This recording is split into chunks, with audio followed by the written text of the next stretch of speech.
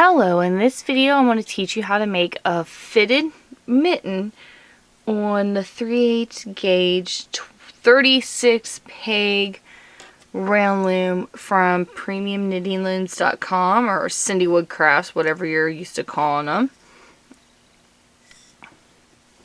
Now for this, you'll need, I have some stitch counters over here. You actually only need one. The rest of those we can put away. Crochet hook to weave in inch, your loom tool, a pair of scissors, and I'm using some of that super soft like baby blanket yarn. It's a bulky weight yarn. The thing with this is it does not want to hold its shape, so for your cuff part I'm running a complementing collar of Caron Simply Soft, so that will hold the cuff. Let me take my watch off here and I'll show you how this one fit. This one is my very first one, so there's a couple adjustments we're going to make for the second one. First of all, see, it fits pretty good. Right here is my issue. The thumb needs to be just a little longer because it needs to go down like that. This part right here needs measured a little longer, and the thumb needs measured a little longer. I also tapered it like one too many stitches. But other than that, it turned out pretty good. The thumb, I'm going to make one row shorter as well, make it a little more fitted. But there you go, this is the mitt. Now let's get started. Also, in this pattern, there is a right mitt and a left mitt. So we'll be working on the left mitt.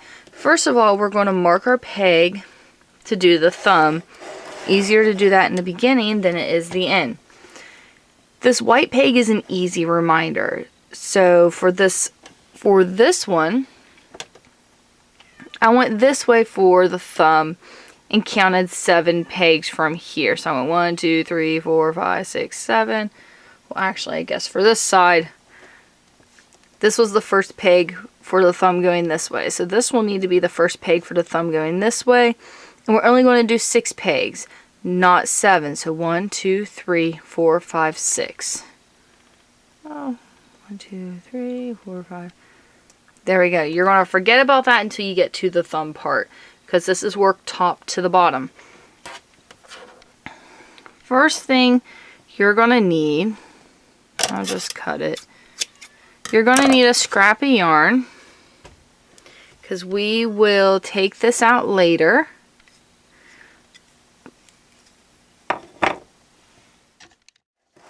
First thing you're going to need is a scrap of yarn. We will take this out later. Now the scrap of yarn is only going to mark half the loom. This first row will be taken out later. If I was using any other type of yarn, I wouldn't use the scrap yarn just because this is so soft and fuzzy. The stitches all really blend together, so it's hard to see your individual stitches for this part. So with your scrap yarn, tie it around your anchor peg. Start with your white peg. It's a 36 peg loom, so 18 is half of that. So you're going to E-wrap 18 pegs. So 1, 2, 3, 4, 5, 6, 7, 8, 9, 10, 11, 12, 13, 14, 15, 16, 17, and 18. Hold that in place. I'm just going to wrap it around my anchor peg. I try to make sure I wrap, okay. Try to make sure I wrap both in the same direction around the anchor peg. That just is something small, but it just helps me out later. Typically, I would go with a more contrasting yarn. For my first one I used a dark purple, but this is sitting right here. I forgot to grab a contrasting yarn. So, that's why I'm using the pink. But it'll work fine. Okay, so you get the end of your yarn, which for some reason I couldn't get the center pull out of that. I didn't feel like re-spooling it. So here I am running it from the outside. Typically I don't do that. Okay, this cast on string we were wrapping clockwise, so I'm wrapping clockwise with it as well. Now if you've been watching like my socks and glove pattern, well, my sock patterns and stuff so far, I've actually switched from using the E-wrap to the official knit stitch. Now for this one right here, I am doing an E-wrap pattern. Now I will be doing an official knit stitch pattern as well. That's going to have some more, we'll have a design to it. So this one is kind of like a beginner one. This teaches you kind of like an easy way to do one to where it's going to look really nice and it's going to be fitted, and it's great for using your soft fuzzy yarn that's real thick for warmth. Now I should have wore this morning. I'm going to try to get this second one done and wear it when I go pick my daughter up from school, because we live like a block from the school, so I just walk, and it was only 15 degrees this morning when she went to school. So we'll see how warm these are when I go back. Alright, so what we're going to start is we are going to do, like if you've ever seen any of my sock videos, we're going to be doing the top part is the same way you do the toe or a heel in a sock. So it's decreases and increases. If you've never done this before, then don't worry, it's really not hard to do. You E-wrap your first row, and then we're going to take these bottom loops over the top, and that is your cast on. So almost there.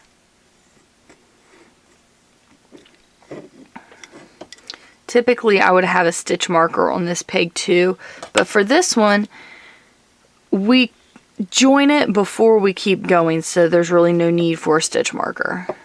So go through, take your bottom loops over the top. Alright, once that's done, you can release these strings. It's fine now.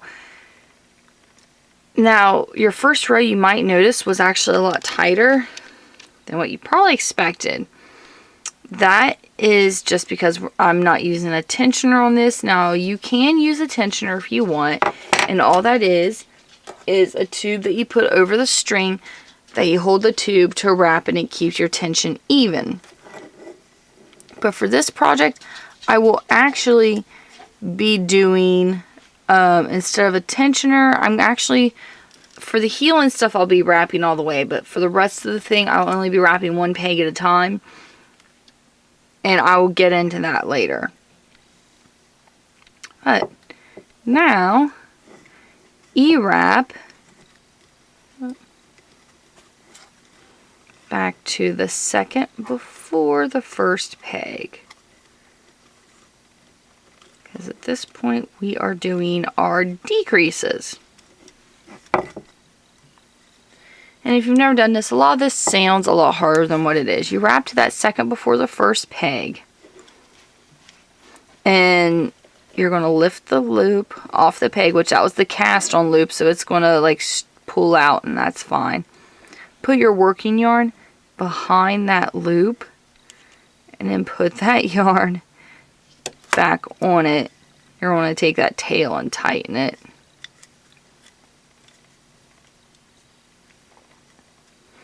Now the yarn is coming from behind and underneath, and that's fine. You're going to move on, taking the bottom loops over the top loops all the way down. Which I'll just work this one with you. So what you're doing is your regular E-wrap stitch. Sometimes it's referred to as a knit stitch, but it's not actually an official knit stitch. It is, in needle knitting, this is actually referred to more of a twisted stitch than a knit stitch. It really doesn't want to hold, it's not too great at holding its shape and things, especially things that have a lot of contouring to them, like your brims and stuff like that. it will kind of stretch out. Now if you use the official knit stitch, which we'll use that on this cuff here, then you'll see a big difference. Okay, so we E-wrapped all the way to the other end. Go ahead and push the pegs to the bottom. You can see it's still kind of tight. So I'm only pushing like 1 or 2 at a time. Now your yarn is coming from behind this first one. You're just going to wrap it in front and then E-wrap all the pegs down to the second from the last on the other side. You'll see this one now has 2 pegs, 2 loops on it. Kind of hard to separate them so you can see, but see there's 2 loops on that one. But when we come to our decreased side, you're actually just going to ignore the fact that they're 2 and treat them as 1.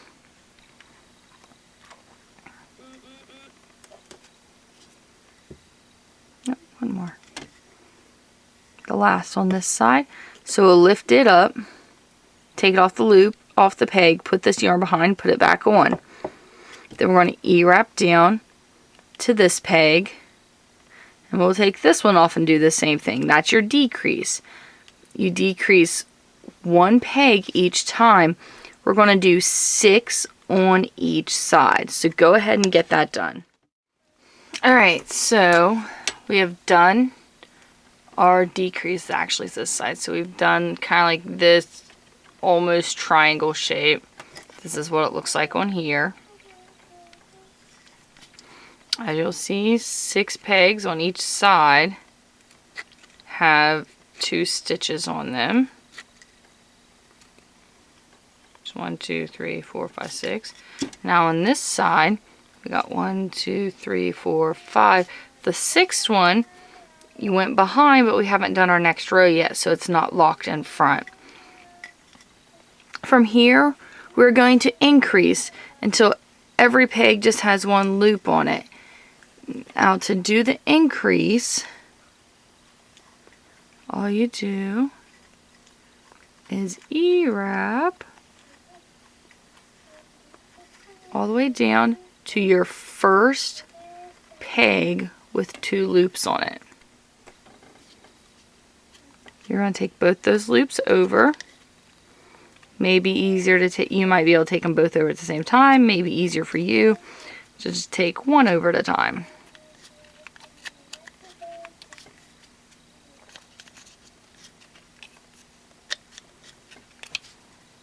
And so that's your first increase.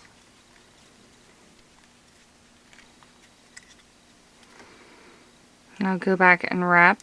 You'll notice the yarn is coming from this peg. It actually helps the increase and decrease lay a little smoother. If I skip the peg the yarn is coming from and wrap all the way down to the very first decrease on this side and increase it, take both over the top and then go back. Now you're going to do this each time, just increasing 1 on each side until you are down to none with double pegs on, with double loops on it. Okay, so you've got your decreases done. If you did them, if you started on the same side I did, your last decrease would have been this side. Increase. Got the increases done, your last increase would have been on this side. And you can see your first row there. Now the hardest part about this right here is on this one it's hard to see your first couple stitches, so this may be kind of a trial and error because you don't want to run the same stitches through a couple pegs. So you kind of feel for that first stitch and you put it on the peg. And now the rest of them, the rest of the stitches will be marked out because it's going to be the loop between the 2 pink ones. And there will be exactly enough to go to each one. When you're pulling them up, see how I got part of that string? You don't want to get that string because later we're going to remove that string. And don't worry, it's not hard to do as long as you don't pick it up on this part right here.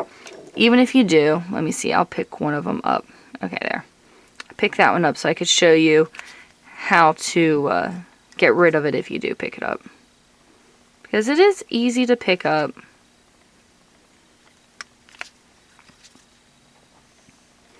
And you do want to be careful because some of your, I have to look up to see exactly what yarn this is.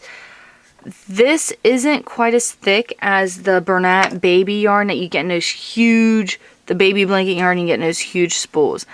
This is not it. It's a little thinner. It's considered, I believe it's still considered, it's a bulky weight yarn, but the other one is like a super bulky weight yarn. And you got to be careful because I've used some like really cheap of these yarns before and had issues with you try to put any tension on it and it breaks. So it's definitely not something you want to happen, especially right here, because at that point you're just going to pretty much frog your whole thing. And if you're not too frustrated, you'll start a second one. Okay, so I've got 2 left. So this is the fun part. I've got to find those last 2 stitches. All right, there's one. All right, so I've got one, which actually, let me pull this yarn up. I'll undo because you're going to start from one end and you're just going to have to kind of figure out which way it's running through there. Okay, see, I took that last one out and I could see a loop right here. And see, and there's the yarn on the other side. It was just right at the end and it was hard to see. Okay, I only need 1 strand for this last one. Sorry, but I wanted to work this with you watching so you can kind of see that there is a little bit of struggle to it for some of it. If you're using a different yarn, it's easier to see. Okay, get that one over. And really, there's so much tension with this, I do not suggest using, let's see, I've got 2 strands here. Sorry if I had that out of the screen. I only need 1. There we go. And for the most part, for right now, we'll just ignore this. So I'm just going to go ahead and pull that back under there. Because that'll be a row. It'll be a lot easier to remove once we get it down farther. Now, this looks completely flat. You'll have a little bit of give in the middle. Just like a little spot here. But that's fine. Your first row of this might be pretty tight. Now at this point we're just doing the E-wrap. But to avoid laddering, which laddering is with most, in a lot of my patterns, I'm going to stop doing it from now on. But even in a lot of my patterns, I'll be like, wrap the row, take the bottom over the top. Wrap the row, take the bottom over the top. That's the quickest way to do it. But it's not the best way to do it. It's easier. I'm going to show you 2 different ways. You could wrap, 2 or 3 pegs. Take your bottom ones over the top. And we are just starting where the yarn is on the loom. An extra half row on this finished project is not going to make any difference. Let's see what I'm doing. I'm just going to wrap, you can wrap like 3 at a time if you want.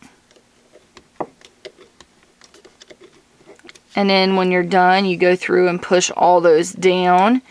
If you want to do something like that, you can, but what I suggest is mixing up your rows. You don't want your starts and stops of those 3 pegs to be even. So do one row where you wrap 3 at a time. Do a row where you wrap 2 at a time. Do a row where you wrap 4 at a time.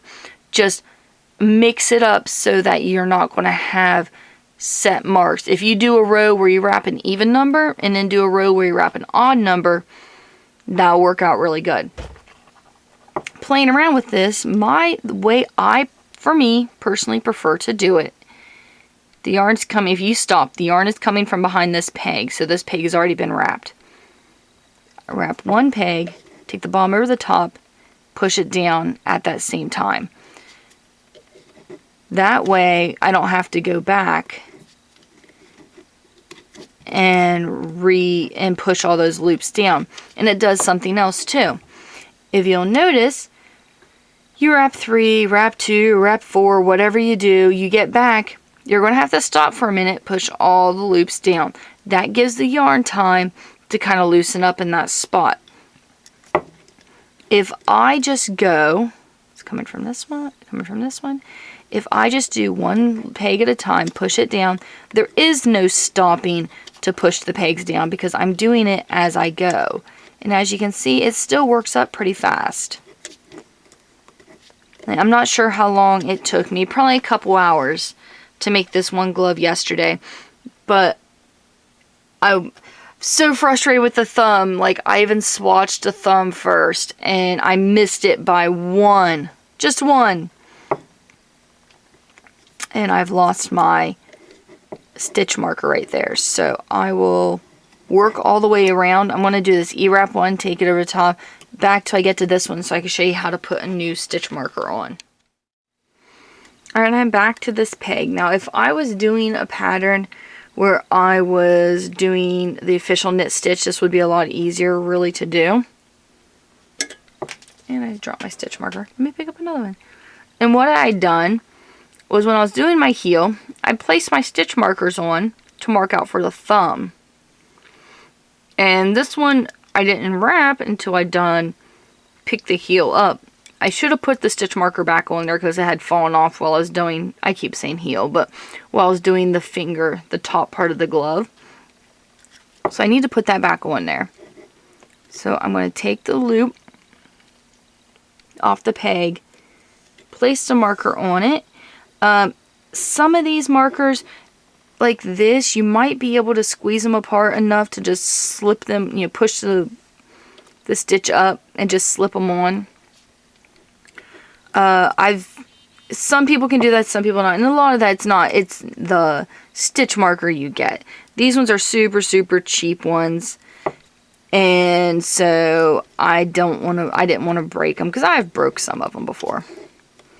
But for this, I'm actually going to order more of these because they fit over the pegs perfect, and I don't have to switch out peg collars, which for these looms, you don't want to get these ones not glued in.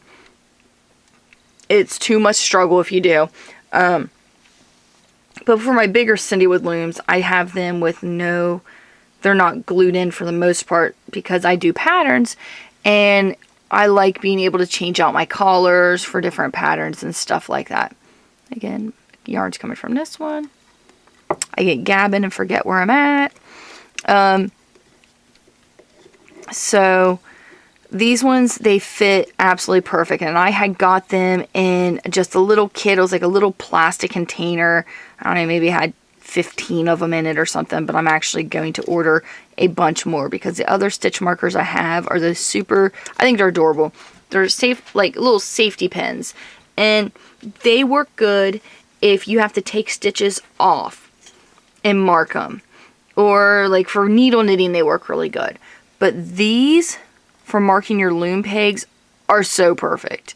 Because even if you have to change it down the road, they're not hard to take off. If you don't get like the super, super cheapy ones, but, oh, see, like this one's a little bigger. So I could stretch that out and take that off without having to take the yarn off the loom. Just a little tip. Hope that helped. Okay.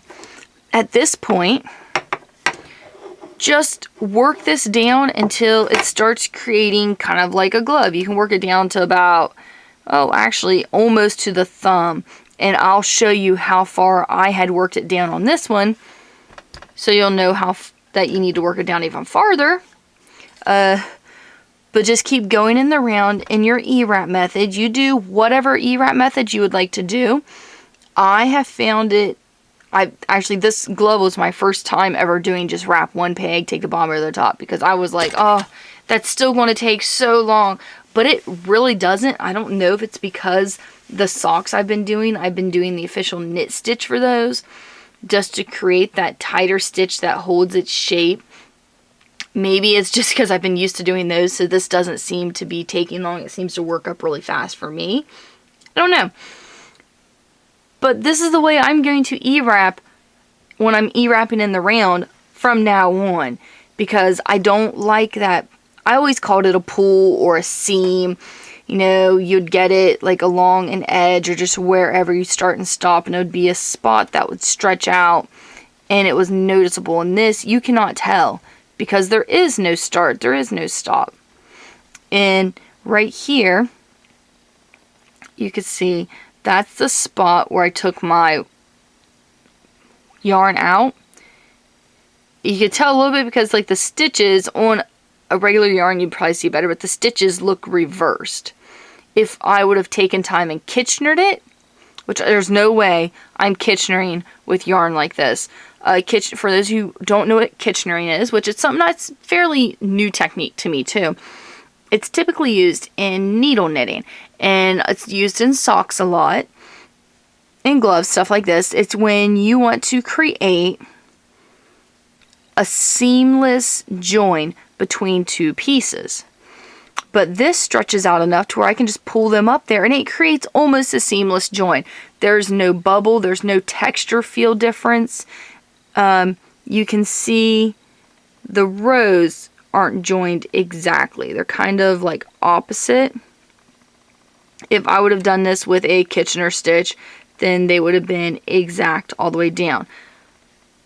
I don't find that necessary on this. Anytime I'm doing an E-wrap stitch, I'm not going to Kitchener. Kitchenering works best with your official knit stitch because that is what it is designed for.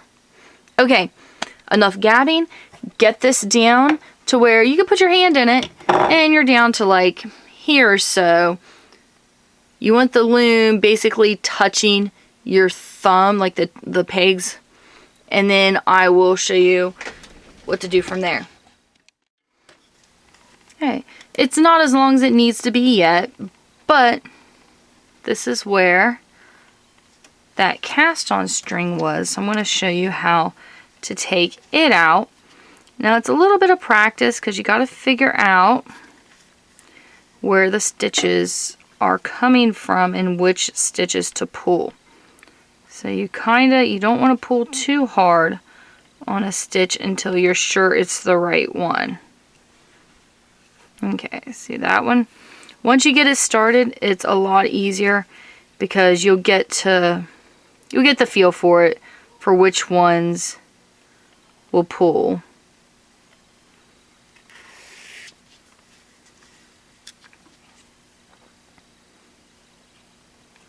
And now remember, one of these, I don't know which one, but one of these I had split it just so I could show you what it's like to have to deal with correcting a split stitch.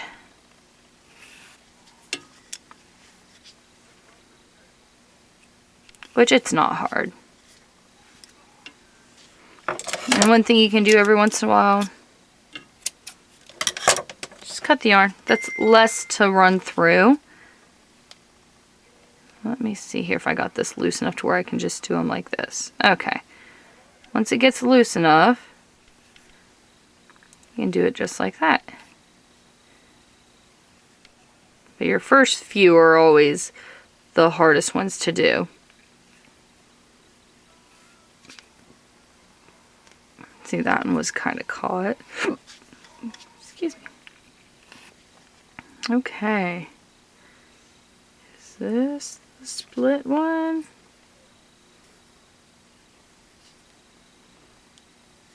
See, look how that one is. That one's kind of split.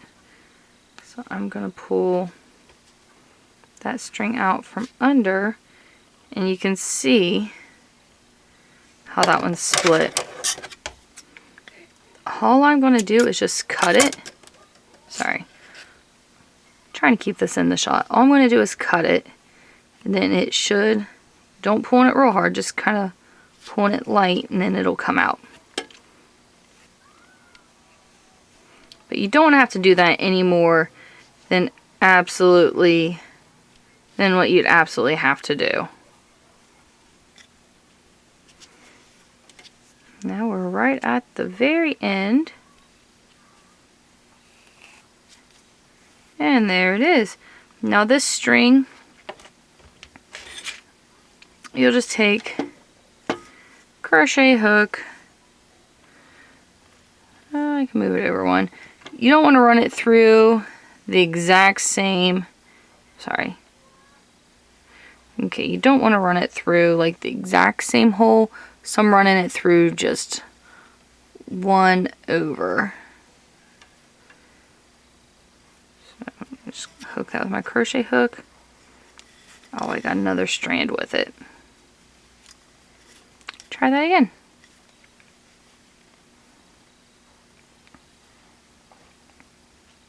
See, it's coming from here. So I want to wrap it around, kind of stretch it so I'm not catching other strings, and pull that down. Now this is on the inside, so I'm just going to go ahead now and kind of weave that through.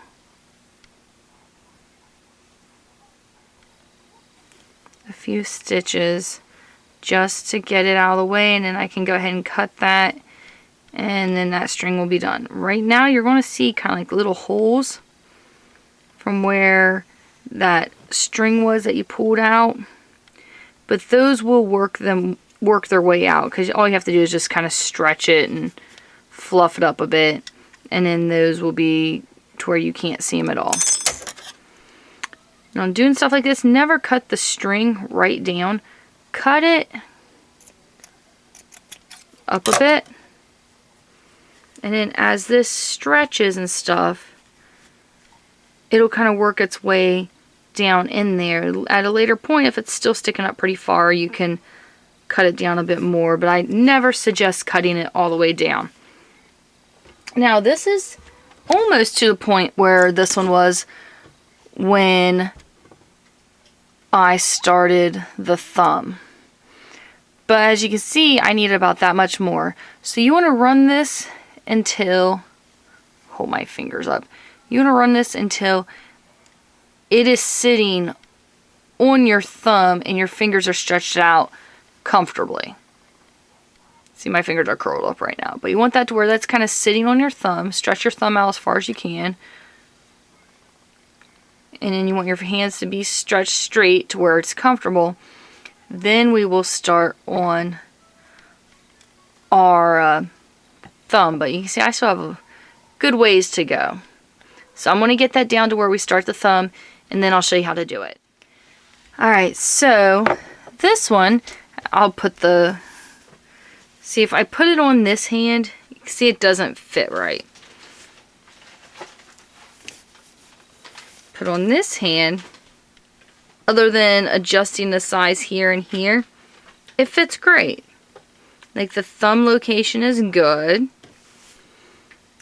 So all I have to do is make the thumb a little longer. I've made this part right here just a little longer. Now the thumb needs to be longer. But we need to make a mate for this one, even though this one's kind of jacked up. The whole thumb is going to be worked on these 6 pegs. If you're making the opposite one, 1, 2, 3, 4, 5, the whole thumb is worked on these 6 pegs, which is what I did for this one. So just remember that, and you'll do the exact same thing. Of course, this video is meant to go with the PDF. The link to it is in the description below.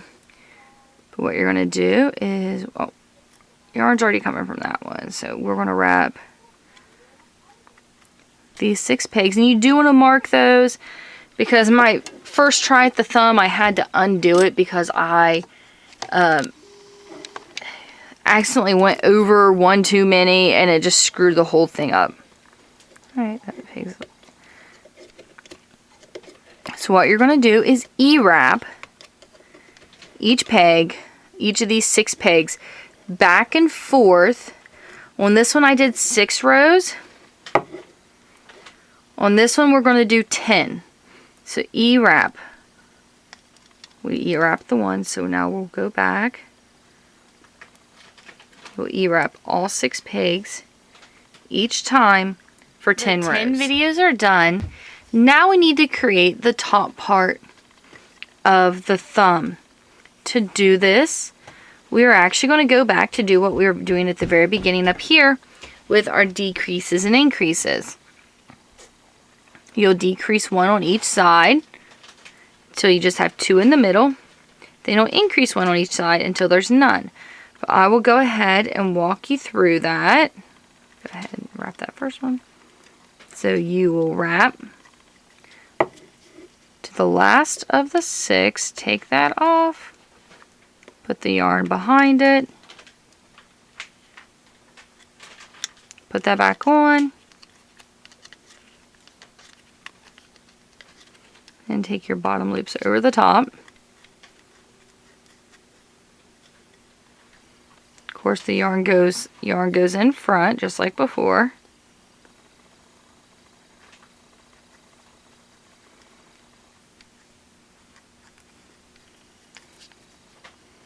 And you'll take this off, put the yarn behind it, and put it back on.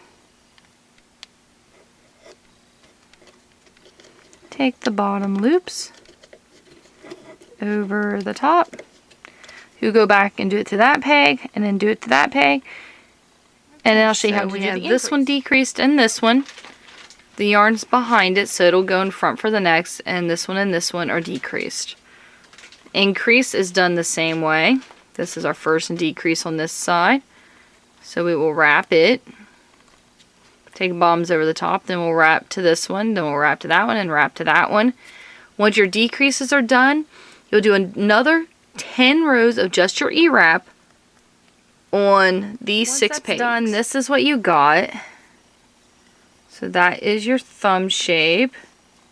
I'm hoping I made it long enough this time. But right there's the thumb shape. So it'll be like this. Your fingers and your thumb.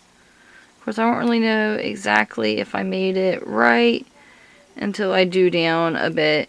Now, both sides of the thumb will have slits on them, but that's really easy to stitch up. Just right here. Like, I can't even feel where I'd stitched them up. At this point, let me count here. You want to do some rows of the E-wrap again.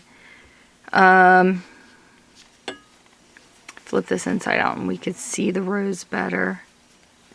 Okay, so 1, 2, 3, 4, 5. We'll do 5 to 8 rows of just E-wrap. And then we'll see where we're at from there. Okay, so here's our thumb, which we'll stitch this up when we're done. I did just 8 rows of your E-wrap. Now I want to do the cuff. The bad thing about this yarn is it does not want to hold its shape. So anytime you're using this yarn, I always suggest if you're doing a cuff with it, do something tight. We'll do 15 rows. First I'll show you what I'm doing here. I could just twist the yarn like this to lock it in place, but then while I'm getting things ready, it may come undone. So I twist it like this where the yarn is coming from underneath and put it on the loop that way. Do that to a couple. That yarn's locked in. It's not going anywhere. So for the cuff of this, it is a rib stitch. Now I'm not doing, it's a knit purl rib stitch. So knit 1, purl 1, knit 1, purl 1 for a row, and you just do that for every row. I actually am doing the official knit stitch, not the E-wrap knit stitch. So if you're unfamiliar with the official knit stitch, I'll kind of show you how to do this. Which I want to take this, anchor that. When it comes to knit stitch and purl stitch, your knit stitch to yarn is the working yarn is above the yarn on the loom. You pull it down through. Take the loop that's on the loom off and put your new loop on and tighten it. purl stitch is the exact opposite. So that one goes below. Take the working yarn off and tighten it. So that's all you do. Which if you are too uncomfortable with the knit stitch, the official knit stitch, you can do E-wrap, purl, all the way around. But go ahead and do 15 rows. Alright, I've got my 15 rows done. So we're going to cast off. But something I wanted to show you. If you don't pay attention to your design and you do your stitches wrong, that's what it's going to look like. And it is something that will be noticeable. It won't be too bad. I'll show you exactly what it'll look like when it's done. But if you notice, you know, a few stitches back, it looks different than the rest. Undoing it really isn't that hard to get back to where you were. Let me find my hook. Like to undo, you just grab the loop and you pull the old loop back on. I'll do another one. That way you see the old loop back there. It'll pull right back on and you can undo it. And you can undo a few rounds if you would need to. Let me go ahead and redo those. That's also a technique I like to use if I am working on a project and I have to take it off the loom and transfer it to something like knitting needles or whatever, undo a few rows and put it back on. Then I will go ahead and undo at least one row when I get it back on the loom so that I know my tension and everything hasn't been messed up. We're going to do a super stretchy cast off. Wrap your working yarn 3 times around the loom and cut.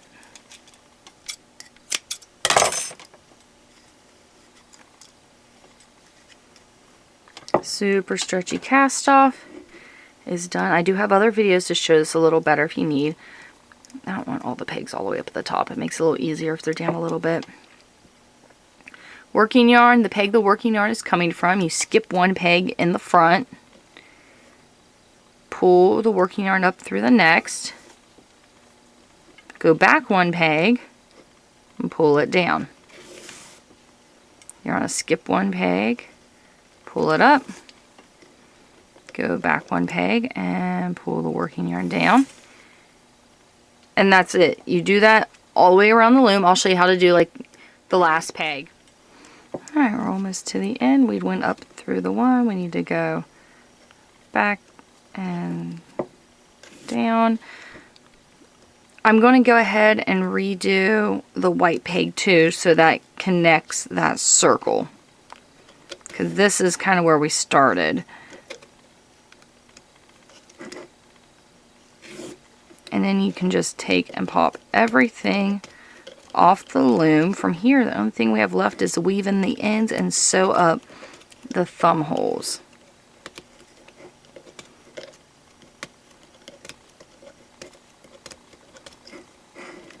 So here's the glove off the loom. I definitely think I like the 15 pegs for the cuff better.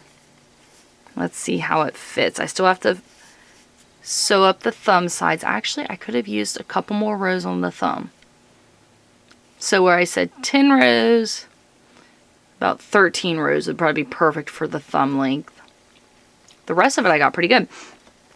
Alright, now to sew up the holes on the thumb, you're just going to need one piece.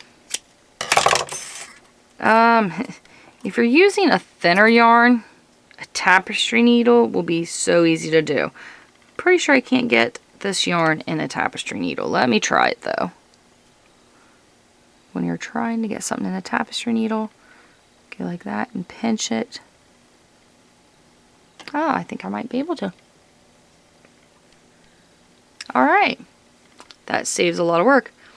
So you have a piece long enough that you can do both sides. I'm going to flip this inside out. You see there's the whole thumb shape. And we'll just sew down. We'll just pick up a couple stitches across and sew up. The more yarn you have up at the top of this, the more you're going to feel it. But all you do, leave some yarn out. You just pick up a stitch. Now, if you're using a yarn that's going to sew this, you'll want to do a little better job than what I'm going to show you right here. But this fuzzy yarn, you're not going to see a thing. You kind of just take the needle and you can sort of feel for the next stitch and just push it through. I'm just going back and forth. Try to keep this evened up so you don't end up with it lopsided at the bottom.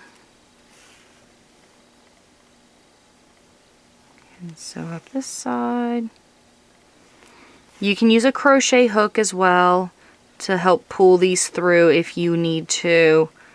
And when you're done, just kind of put your finger up through there, make sure there's no holes. And there's not. Now we need to get to this other side, so I'm just going to kind of weave it through the stitches to get to the other side. You don't want to skip too many stitches because then you will have a loop on the inside that you might catch.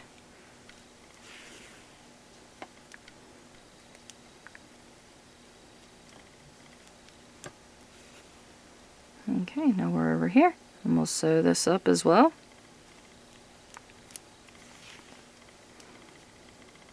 And with the, oh, that's that same one I just done.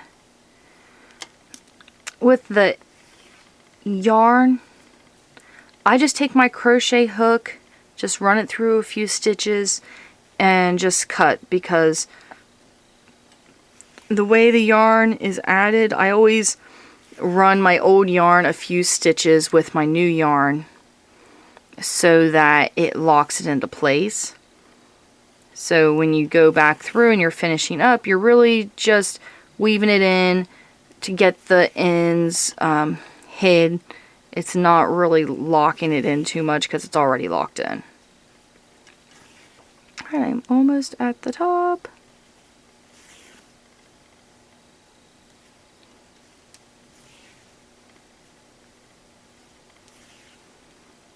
Alright, I think that's it. Oops. Alright, and of course I'm going to stick my finger to make sure, yeah, it's all closed off. So I'm going to, making a loop. I'm just going to run the needle through it. Just kind of lock it in, and I'll run it down a few more stitches.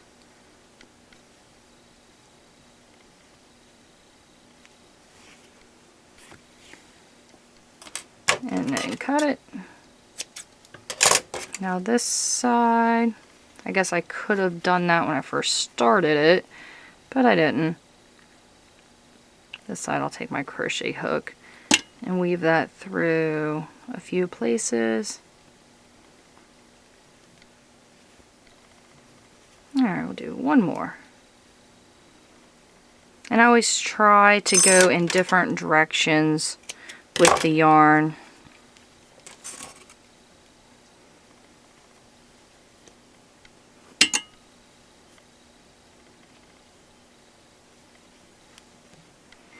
Now the proper way, sorry. Alright, so here's both gloves. I'll try them on so you can see the difference. Oh, I never showed you. If you do mess up a stitch, this is kind of what it'll look like. So if that's something you can be okay with, then don't unwind it and fix it. But me, that would bug the crap out of me. And seeing the way that happened, it's going to be right on the front. Well, that front side. But these are just my demo ones just to show you. That was the last one I made. Compared to, this is my first one, which was my tester one. Okay, for this second one, the thumb could have still been a few rows longer. And maybe a couple rows before I do this, which I did. Let me look here. I did the thumb, and I did 1, 2, 3, 4, 5, 6, 7, 8. I did 10 rows after the thumb, and then 15 rows for the cuff. So adjustments I'd make to it, of course, they're corrected throughout the video. But for the thumb, instead of 10 rows before your decrease, increase for the top of the thumb, I would do 13 rows, then do that. And then I would do 13 to 15 after the thumb, and then still keep the 15 for the cuff, because that does shrink that down. And this one's actually a really nice fit. For me, I would have liked it. Well, that's actually a really good fit. The 10 will stay. Add a couple rows to the tip of the thumb, because see, like my fingernails wanting to poke through. So 13 to 15 for the thumb, depending on the size of your thumb. Everything else stay the same. Of course, if you want the written PDF, the directions, it's in the description below. It'll have all the corrected adjustments to the size and everything. And this is just, I guess I have average woman hands, I suppose. One thing you will want to do, you can see this should be on the bottom side. For your left hand, you will do, there's 1, 2, 3, 4, 5, yeah. 6 here for your thumb, for your left hand. And that will put that seam, because you're picking up, you're doing your increase, decrease for the top on this side, then you pick it up, so the seam's on this side. So you want to do your thumb for the right one on this side instead of over here. That way, that seam's still on the inside, and the outside will be just perfect. Alright. Yes, this was trial and error. I've definitely huge improvements from the first to the second glove. But I think I've got the pattern down to where I like it. Of course, all the corrections will be in the PDF. Any questions or comments, please leave them in the comments section below. Thank you so much for watching, and don't forget to subscribe.